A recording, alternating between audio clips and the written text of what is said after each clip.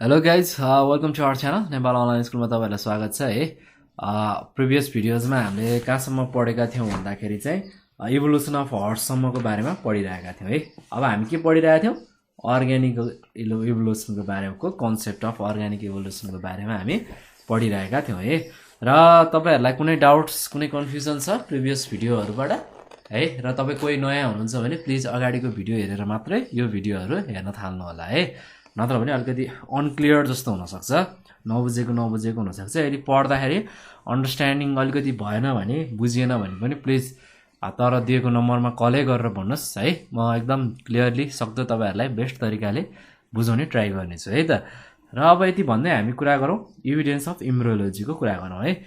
इम्ब्रियोलोजीको इभिडेन्सले के गर्छ भन्दाखेरि, यो चाहिँ इम्ब्रियोलोजी भनेको के हो भन्दाखेरि स्टडी हो एउटा के को भन्दाखेरि development of animal from egg to adults. एकदेखि एकदेखि एडल्टसम्मको स्टेजको स्टडीलाई चाहिँ हामी के भन्छौँ? इम्ब्रियोलोजी भनेर भन्छौँ है। अब इम्ब्रियोलोजीले पनि अलिकति हामीलाई इभिडेन्सहरू चाहिँ दिन्छ है अर्ग्यानिक इभोल्युसनको है। जस्तै कि फर्स्टमा कुरा गरौँ अर्ग्यानिक इभोल्युसनको फर्स्टमा similarity in the early development of एनिमल्सको कुरा गरौँ है त। के हुन्छ भन्दाखेरि अर्ली डेभलपमेन्ट स्टेजमा के थियो? एनिमलहरू मल्टिसेलुलरहरू चाहिँ एकदम सिमिलर थिए है अर्ली स्टेजमा है। त्यसपछि all start their life from a single cell called zygote. सबै सेलहरू चाहिँ सिङ्गल लाइफबाट सुरु हुन्छ, जसलाई के भन्छौँ हामी? जाइगोट्स भनेर भन्छौँ है। त्यसपछि के हुन्छ? त्यो फर्दर डेभलप हुन्छ, त्यसपछि फर्दर डेभलप हुन्छ, मोरुलामा डेभलप हुन्छ, त्यसपछि ब्लास्टुलामा डेभलप भएको हुन्छ, त्यसपछि ग्यास्ट्रोलामा डेभलप भएको हुन्छ, त्यसपछि फाइनल्ली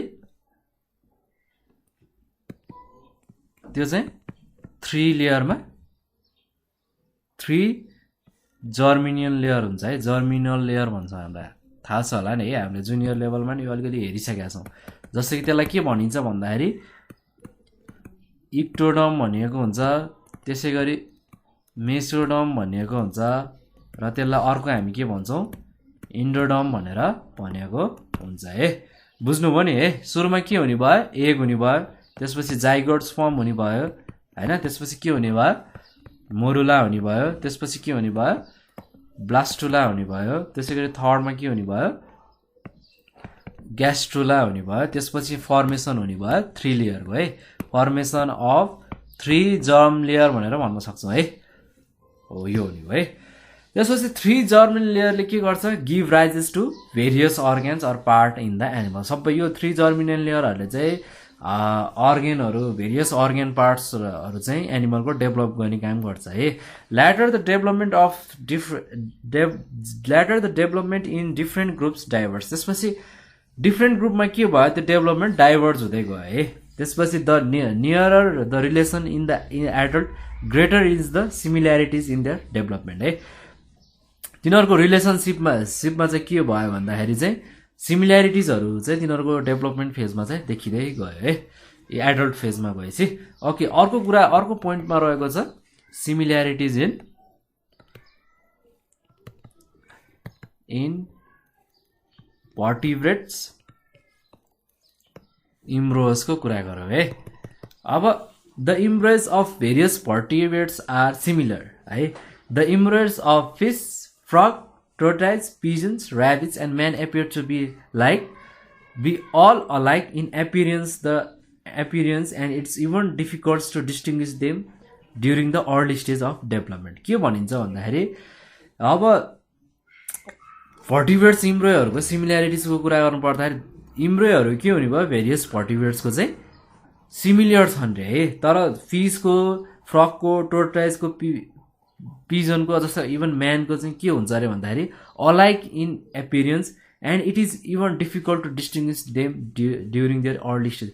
अब तिनीहरूको अहिलेको एपिरियन्सहरूले गर्दाखेरि चाहिँ अर्ली स्टेजमा चाहिँ यिनीहरूको डिस्टिङ्ग्विस गर्न चाहिँ अलिकति डिफिकल्ट भएको चाहिँ कुरा गरेको छ है।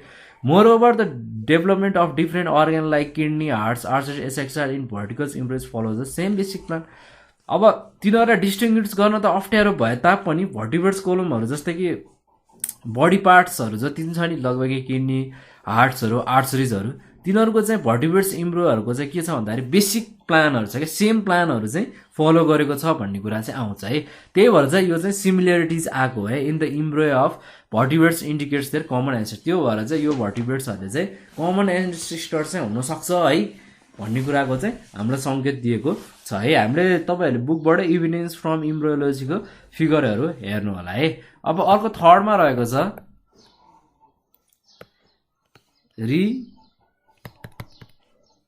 रिक्यापुटुलेसन theory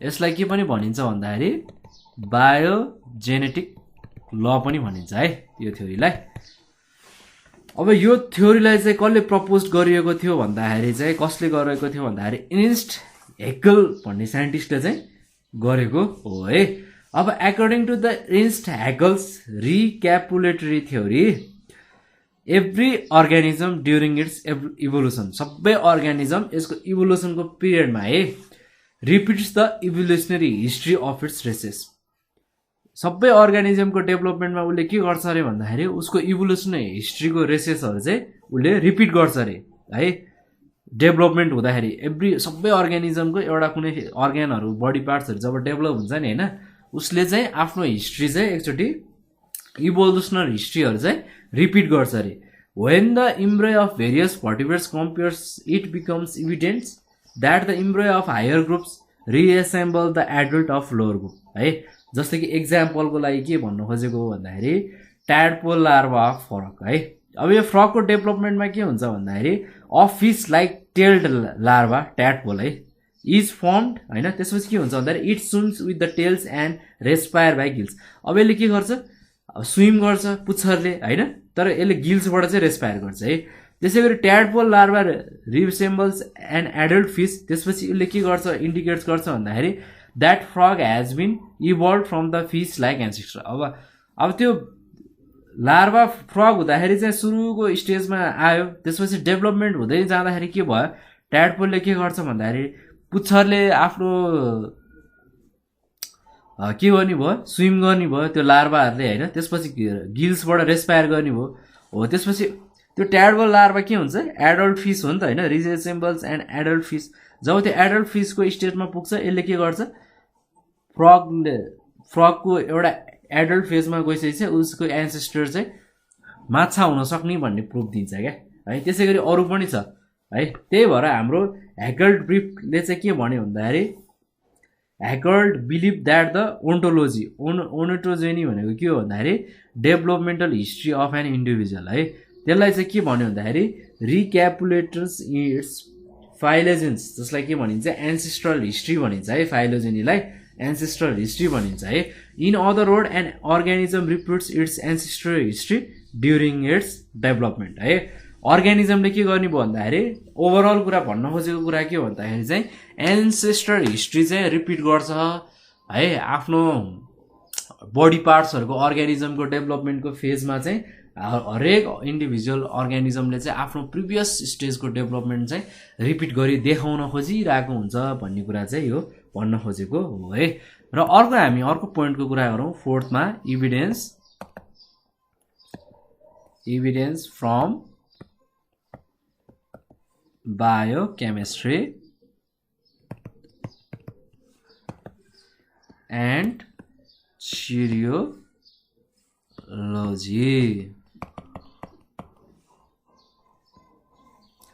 The most convincing evidence of descent of living beings from a common ancestors come from the facts that all living organism exhibits similarities in the biochemical composition and physiological activities भन्छ क्या अब यसले के भन्न खोजेको भन्दाखेरि चाहिँ most convincing evidence जति पनि डिसेन्ट लिभिङ अर्गानिजमहरू छ नि जुन चाहिँ कमन एन्सेस्टर्सबाट आएको छ नि होइन त्यसले चाहिँ के गर्छ भन्दाखेरि यो लिभिङ अर्गानिजमहरूको चाहिँ फ्याक्ट्सहरू चाहिँ एक्जिबिट गर्छ क्या भन्नु मतलब सिमिल्यारिटिजहरू चाहिँ बायोकेमिकल कम्पोजिसन र फिजियोलोजिकल एक्टिभिटिजहरूबाट चाहिँ सिमिल्यारिटिज चाहिँ देखाइरहेको हुन्छ भन्ने कुरा गर्नु खोज्यो है र फर्स्टमा हामी कुरा गरौँ सिमिल्यारिटिज इन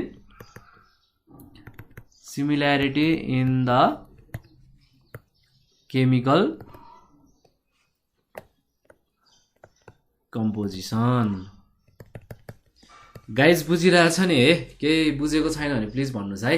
मैले तपाईँहरूलाई अलिकति बुक्स अथवा नोट्सहरूबाट इन्डिभिजुअल पढ्दै भनिरहेको छु क्या।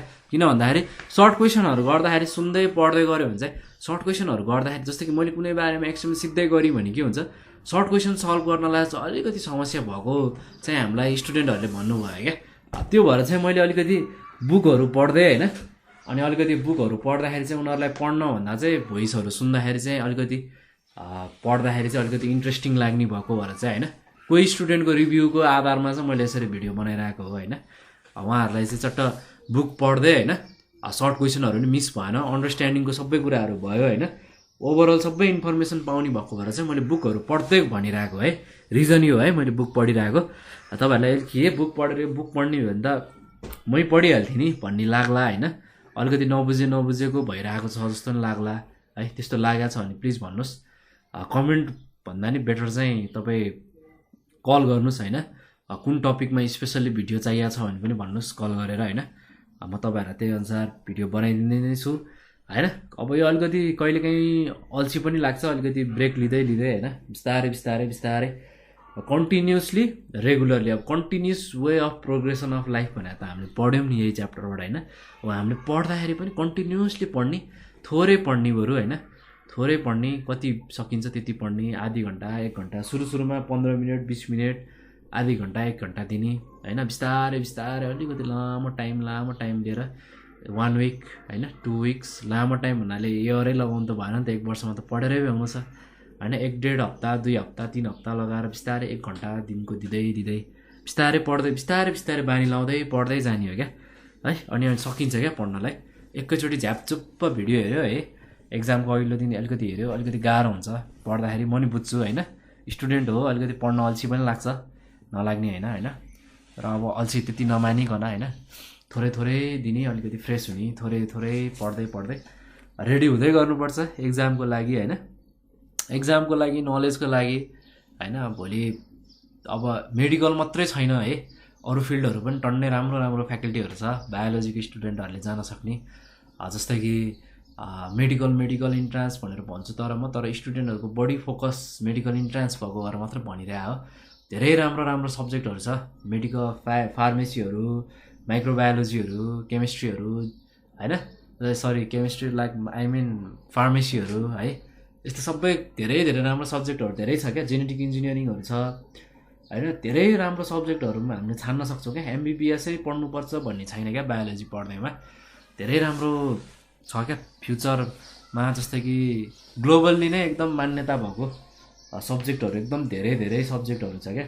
एकदम थोरै मान्छेले पढ्छन् होइन, थोरै मान्छेले पढ्छन् र त त्यसको अपर्च्युनिटी एकदम हाई छ नि है होइन। जसले बायोलोजी पढ्नै सक्दैन नि बायोलोजी हुने कुरा होइन, एकदम पेसेन्स चाहिन्छ, एकदम मिहिनेत गर्नुपर्छ होइन। फिगरहरू क्लियर बनाउनुहोस् है। अब मैले यहाँ लेख्दाखेरि अक्षर त्यति राम्रो भइरहेको छैन है, त्यसको लागि माइन्ड नगरिदिनुहोस् होइन। हामीले बिस्तारै ट्राई गर्दै गयौँ भने सकिन्छ, नसकिने भन्ने नै छैन है त। ल अब यो धेरै गफ छाँटे जस्तो लाग्ला है तपाईँहरूलाई। ल हामी पढौँ न है त। Similarities in chemical composition. जस्तै कि living in a living firms है। लिभिङ फर्म्समा के हुन्छ भन्दाखेरि 4 मेजर इलिमेन्ट्सहरू हुन्छ, जस्तै कि कार्बन, हाइड्रोजन, अक्सिजन होइन, नाइट्रोजनहरू हुन्छ होइन, फ्रम अर्ग्यानिक कम्पाउन्ड्स है। इन अल लिभिङ अर्ग्यानिजम, जस्तै कि प्लान्ट, एनिमल, ब्याक्टेरिया, भाइरस होइन, यिनीहरूमा के हुन्छ, कार्बन, अक्सिजन, हाइड्रोजन सबै के हुन्छ, कम्बाइन्ड हुन्छ होइन। किन भन्दाखेरि टु फर्म कार्बोहाइड्रेट्स फर्म हुनको लागि चाहिँ यो कम्बाइन्ड हुन्छ होइन, कार्बोहाइड्रेट्स अथवा फ्याट होइन। And nitrogen to form protein है। त्यसपछि के हुन्छ भन्दाखेरि the protoplasm in all living organism have also the same composition है। सबै प्रोटोप्लाज्म लिभिङ अर्ग्यानिजममा के हुन्छ, सेम कम्पोजिसन हुन्छ है। Therefore on the basis of chemical composition it can be concluded that the living organism might have be evolve from a common ancestor है। अब एउटै बेसिसको chemical composition भएको भएर चाहिँ होइन, हामीले चाहिँ के कन्क्लुड गर्न सक्छौँ भन्दाखेरि चाहिँ, अब यो चाहिँ एउटा थ्योरी हो होइन, एउटा इभिडेन्स पनि छ चाहिँ होइन। फ्याक्ट्सहरूको ल्याक त छ भनि नै हालेँ मैले यो अर्ग्यानिक इभोल्युसनमा। तर केमिकल कम्पोजिसनमा चाहिँ हामीले यो तरिकाले हेर्दाखेरि चाहिँ कार्बन हाइड्रोजन अक्सिजन सबै एउटै टाइपले कम्बाइन हुन्छ होइन, त्यसले हाइड्रोकार्बन्स फर्म हुन्छ, फ्याट्सहरू फर्म हुन्छ, नाइट्रोजनले प्रोटिनहरू फर्म गर्छ। यसले चाहिँ के देखाउँछ भन्दाखेरि यसको चाहिँ कमन एन्सेस्टर्स हुन सक्ने पोसिबिलिटिज चाहिँ देखाउँछ है।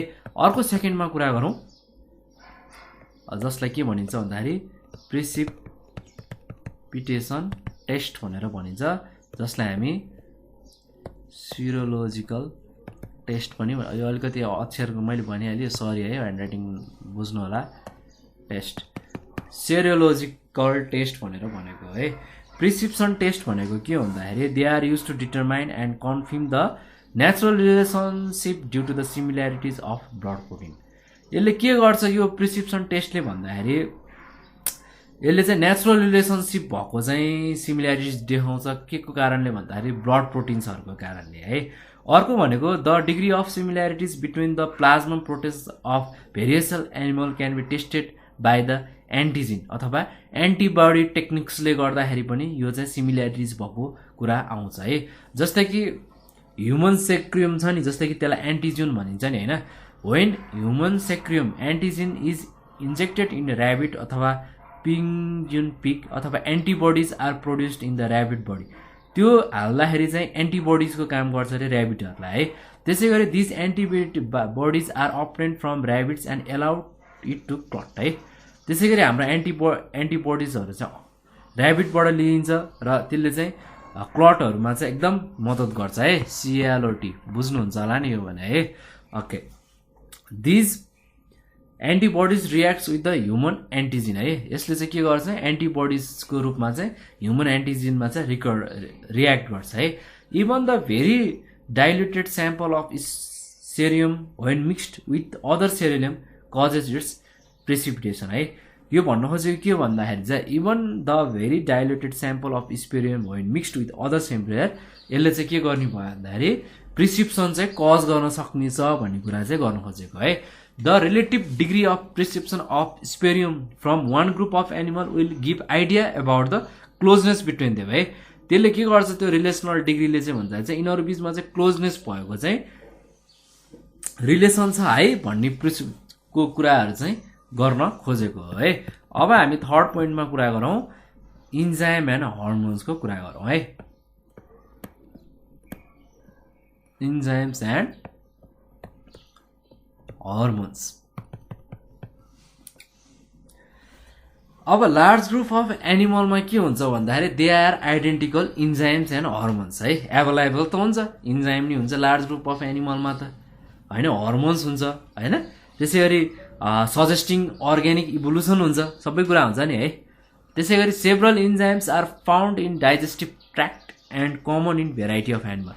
जस्तै कि इन्जाइमहरू जस्तै कि डाइजेस्टिभ ट्र्याक्टमा भेटाइने इन्जाइमहरू चाहिँ धेरै भेराइटी अफ एनिमलमा भेटिन्छ है। जस्तै कि एक्जाम्पलको लागि होइन ट्राइमसिम एम्प्लायसहरू होइन, अनि लिपेसहरू चाहिँ के हुन्छ भन्दाखेरि यस्तो कुरा चाहिँ भेराइटी अफ एनिमलहरूमा भेटिन्छ है। त्यसै गरी similar hormones produce are quite similar in many animals. त्यस्तै गरी अरू हर्मोन प्रोड्युस गर्ने तरिका पनि हरेक एनिमलमा चाहिँ सिमिलर जस्तै नै छ है। त्यसले चाहिँ के गर्छ भन्दाखेरि अर्ग्यानिक इभोल्युसन भएको चाहिँ प्रुभ गर्छ है। र ओके गाइज, म यति भन्दै होइन आजको भिडियोबाट चाहिँ बिदा हुन चाहन्छु होइन। र तपाईँहरूलाई चाहिँ म प्याटर्न अफ अर्ग्यानिक इभोल्युसनको भिडियो लिएर आउनेछु, जसमा चाहिँ हामी डाइभर्जेन्ट इभोल्युसनहरूको बारेमा होइन कन्भर्जेन्ट इभोल्युसनहरूको बारेमा चाहिँ हामी पढ्नेछौँ है। र तपाईँहरूलाई चाहिँ प्लिज मैले भनिहालेँ होइन, कुनै कन्फ्युजनहरू छ भने प्लिज कल गर्नुहोस् होइन। यस्तो खालको कुराहरूमा कन्फ्युजन छ, यस्तो कुराहरूमा हेल्प चाहिएको थियो भन्ने कुराहरू क्वेसनहरू गर्नुहोस्, म तपाईँहरूलाई त्यही अनुसार भिडियो प्रिपेयर गरिदिनेछु होइन। यति भन्दै गाइज आजको लागि चाहिँ म भिडियोबाट बिदा हुन चाहन्छु। Bye bye guys, see you in the next video है त।